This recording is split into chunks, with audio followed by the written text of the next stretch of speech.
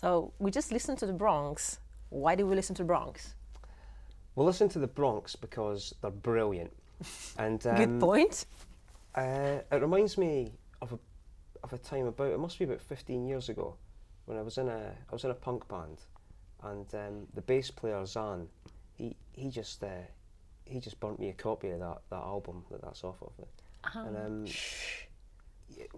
he made me buy a copy of that album, and it's just great. It's just the ultimate sort of driving punk rock, before it becomes all kind of hoary and caricatured. It's just like proper amped up rock and roll. You know what I mean? It's not metally. It's just really, it's just visceral. It's brilliant. It's raw. And it's just raw, isn't it? It's just raw power. And it it always just reminds me of Zan, who turned me on to them, because I never see him very often. And he's Canadian. He moved back to Canada, and he's just a wicked guy. And as most Canadians are, really, it's hard to meet a bad one, isn't it? Yeah. No, and so so I just love the Bronx. It's just great. It's that energy. It's just not many other bands sort of capture that kind of that rock and roll beat in such a kind of hardcore rock and roll. Yeah, it's hardcore rock and roll. Exactly. That sums it up. Yeah, it's hardcore rock and roll. It's great. Yeah. And I like it. Yeah.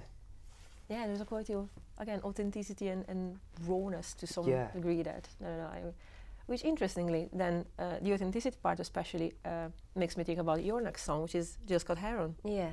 And the amazing lyricist. It's another poet. Yeah, there is, and everything. So how come this song was relevant to you? This is just another discovery. Like, some of the best things when someone go, often way after time, you're just like, how the fuck did I miss that? But there's so much out there. How are you going to catch everything? And this was my wife, Zoe. When we first met, she kind of sent me loads of clips of Gil Scott-Heron, but I was really interested in his story as well. I was going to write a biopic. So it's the same thing. So when my writing agent, when he first took me on, we again kind of clicked about I kind of just discovered Gil Scott-Heron, and I was all about the Gil, and he turned out to be a massive fan as well. So it's just really signified a really positive upturn in my life, I think, that just kind of just that gravelly voice, and just again an earnest poet, just another it's a genuine bit social article. Commentary as well. Yeah, everything from like the revolution will not be televised to like the in the bottle the bass and all that real kind of like bluesy funky kind of just I don't think you can deny it. It's just, I think it's one of those sounds you just can't deny the kind of, it's just fucking cool. Yeah.